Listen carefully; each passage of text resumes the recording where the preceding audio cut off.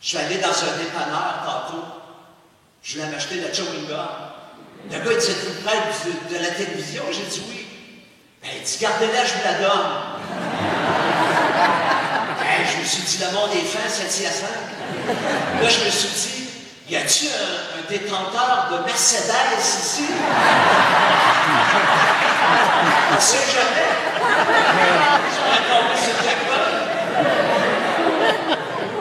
Alors, la madame, elle me dit ça, tu prêtes de la télévision? J'ai dit oui, ça m'arrive. Je dis, qu'est-ce que vous faites ici? Elle dit, ça fait 20 ans que je viens ici.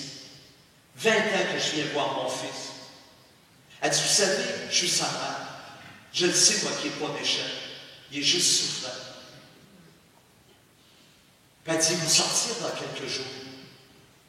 Puis elle dit, je voudrais que quand il va sortir d'ici, qu'il se souvienne que dans cette vie, il y a eu une femme, au moins qui l'a aimé. Puis c'était moi, sa mère. Les enfants sont capables de dire, il y a une femme qui m'a aimé durant ma vie. Il y a un homme qui m'a aimé durant ma vie. C'est toi, papa. Tu avais le droit de dire à ton enfant, j'aime pas ce que tu fais.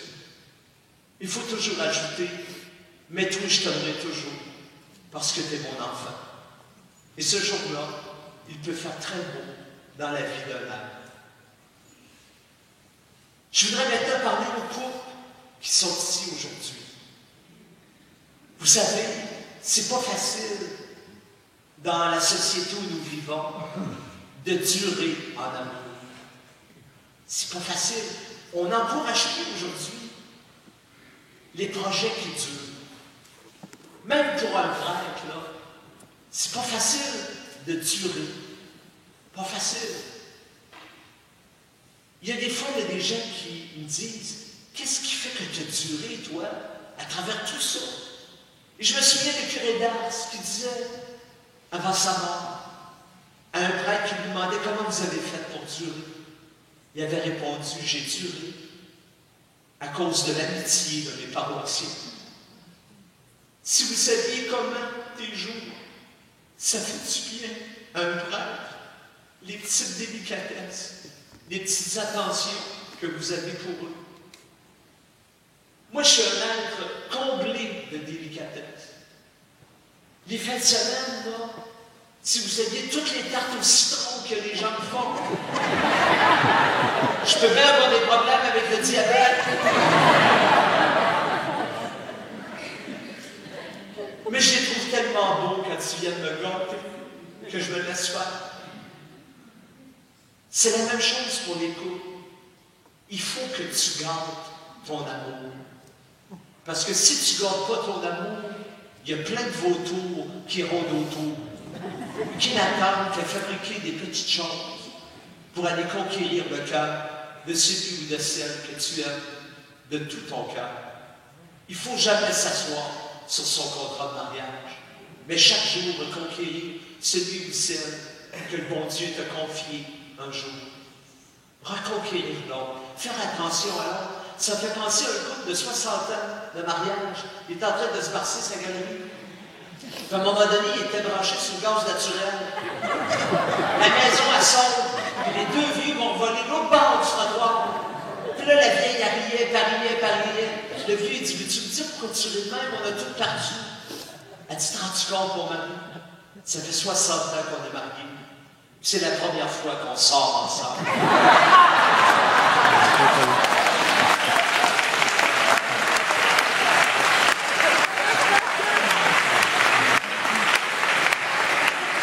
Combien de femmes à soir sont venues ici tout seules parce qu'ils sont mariés avec un vieux d'homme? T'es venu tout seul, puis un jour, il va peut-être se ramasser tout seul. C'est important de prendre soin de l'autre. C'est important de prendre soin de son amour. Quand je marie des couples, je leur raconte toujours l'histoire de la serviette. Quand ton gars il arrive le soir fatigué, puis il est en train de prendre sa douche, fabrique les petites choses, prends la grande serviette qu'il y a dans la salle de bain, mets-la dans la sécheuse, puis quand tu sors, enveloppe-les là-dedans. Vous ne croirez pas, ça fait 36 ans que je prends. Ça ne m'est jamais arrivé encore. Ce qui ne veut pas dire que je n'apprécie pas les petites choses. Et puis, si vous voulez que ça dure en amour, puis pas juste les couples, là. Il y a des sœurs à soi ici. C'est bon pour les sœurs aussi, ce que je veux dire là. Puis les frères aussi. Il faut faire ce que Saint Benoît disait à ses moines. Couchez-vous jamais le soir sous une tristesse. Mais avant de vous endormir, prenez toujours le temps de vous pardonner, de vous réconcilier. Si c'est bon pour les moines, c'est bon pour les couples. Couchez-vous jamais le soir sous une tristesse. Par-dessus la peine que tu m'as faite, je te fais le don de mon amour. Ça, c'est le pardon. Par-dessus la phrase pas gentille que tu m'as dit à soi, je te fais le don de mon amour. Moi, j'avais un père. Le fils est beau, mais le père, il était très beau. Style italien, un peu sur les bords. Puis lui, il aimait gros les femmes. Il n'était pas fait juste pour eux. Vous me suivez-tu? Puis un jour, je dis à ma mère, maman, pourquoi tu pardonnes à ton père? Elle m'a répondu, je pardonne parce que lui nous pardonne quand on n'est pas correct. Mon papa, le plus beau souvenir que je garde de lui, il est mort aujourd'hui. Ma mère a 98 ans, mais mon père est décédé. C'est qu'il était capable de nous pardonner. Et ma mère me disait par-dessus ton infidélité, je te fais le don de mon amour. Parce qu'elle voulait tellement qu'on reste unis ensemble. Elle a tout fait pour qu'on reste unis ensemble. Le pardon. En parlant du pardon, il y a une femme, ça faisait 40 ans qu'elle était mariée. À un moment donné, elle dit à son mari, je pars. Mais elle dit, avant de partir, fais-moi plaisir. Va voir le curé de Jolicoeur. Il y a toujours des bonnes idées. Elle dit, je vais aller le voir, mais je pars. Elle vient me voir, puis elle me raconte tout ça. J'ai dit, madame, moi, ce que je me suggère, c'est le pardon. Elle arrive à la maison, son mari dit, qu'est-ce qu'il t'a dit, le curé? Elle dit, veut-il te dire, pardon.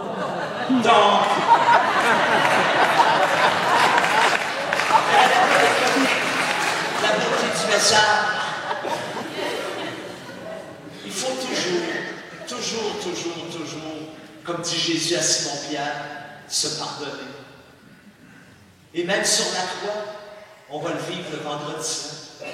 Juste avant de mourir, Jésus nous a laissé son testament. Pardonnez-leur, car ils ne savent pas ce qu'ils font. Pardonnez-vous, car parfois l'autre ne sait pas toujours ce qu'il fait. Un petit mot pour les grands-parents, avant de conclure. Les grands-parents, beaucoup de gens disent que vous êtes un passif dans la société. J'aurais juste le goût de vous dire, battez-vous pour vivre.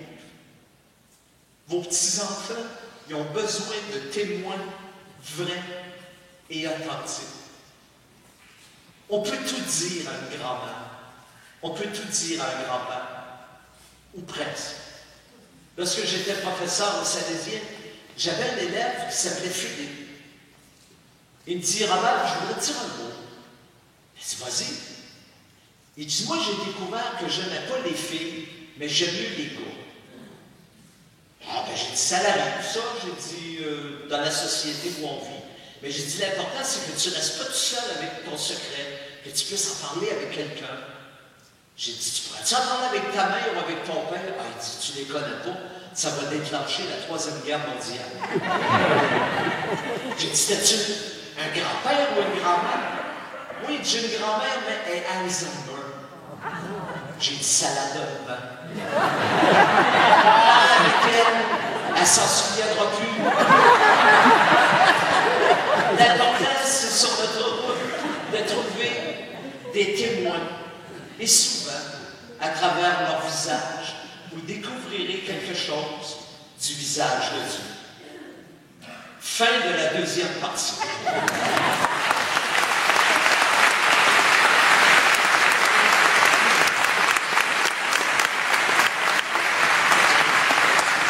Conclusion. Vous avez compris? Conclusion. Il était une fois des personnages très importants qui volaient ensemble dans un avion. Il y avait le président des États-Unis, Obama. Il y avait le président, le premier ministre du Canada, Stephen Harper. Il y avait le pape Benoît XVI. Puis il y avait un petit garçon de 12 ans. À un moment donné, le pilote a dit « Les moteurs sont arrêtés. Prenez le parachute et sautez, parce qu'on ne pourra pas survivre. » Mais dans l'avion, il y avait seulement 3 parachutes.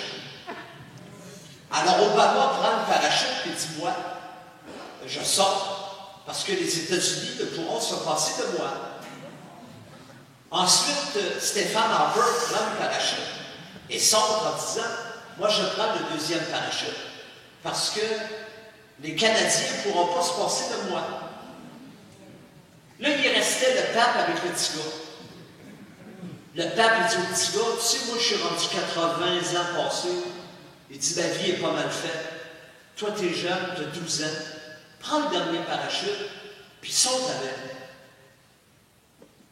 Le petit gars regarde le pape et lui dit, « Satan, vous êtes bien bon de penser à moi. » Mais il dit, « J'ai un secret. » Il dit, « Il ne reste pas un parachute dans l'avion, il en reste 2. » Il dit, « Voyons donc, il dit, il n'en reste pas 2, il en reste un. » Non, non, non, non. Il dit, « Monsieur Harper, tantôt, il a sauté avec mon sac d'école. »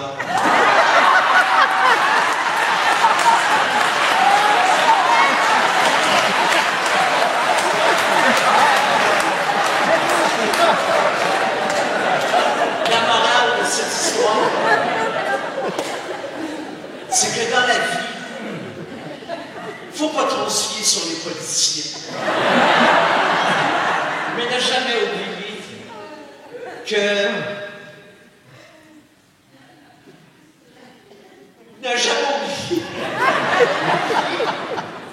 que quand on a la foi, ben, on va chercher à l'intérieur de nous les énergies pour être capable de s'en sortir et de gagner le pari du cœur. C'est le bonheur que je vous souhaite. Amen.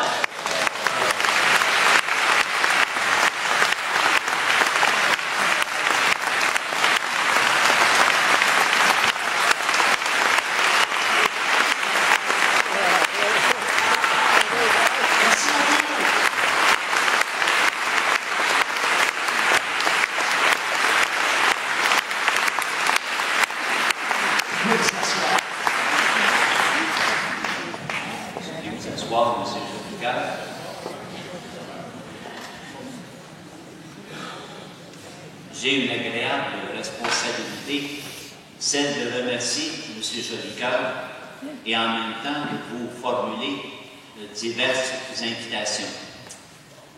Tout d'abord, je dois vous signaler que je ne suis pas sûr d'être à la hauteur du témoignage livré par M. Jolicoeur.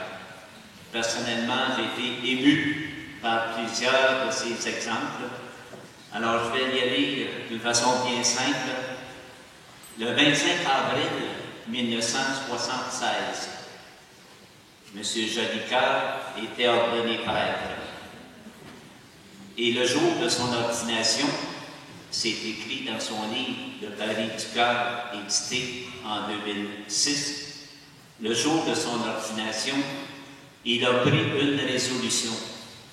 une résolution qui est devenue une préoccupation permanente et qui a été signifiante pour son engagement sacerdotal.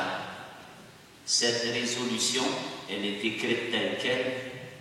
Je vais donner Jésus aux hommes et aux femmes de mon temps.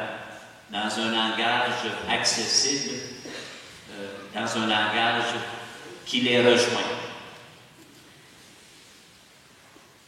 M. Jolicoeur disait également « Je suis là comme prêtre pour comprendre les gens, les écouter et pour marcher dans leurs mocassins. » Et ce soir, la dizaine d'exemples qu'il nous a donnés témoignent de cette volonté d'aider, de comprendre, d'écouter et de marcher dans les mocassins d'hommes et de femmes d'aujourd'hui, de notre temps.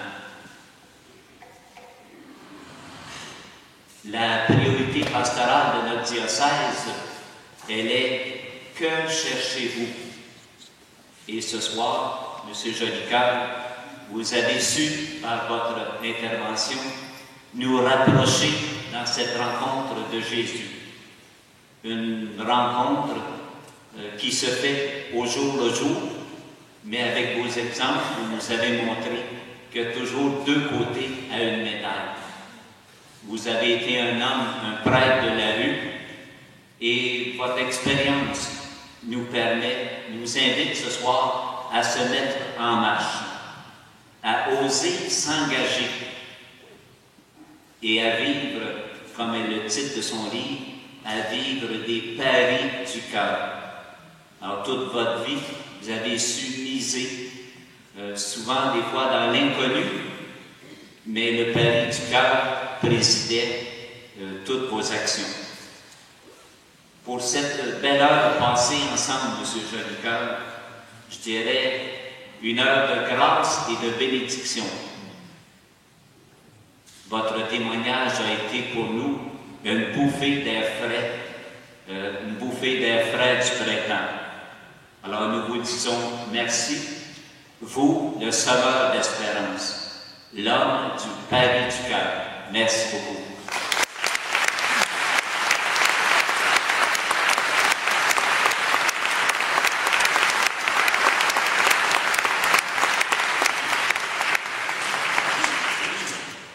Le comité de pastoral paroissial vous invite à nouveau à une soirée. Cette soirée, elle est dédiée à Marie. Le mardi 8 mai prochain à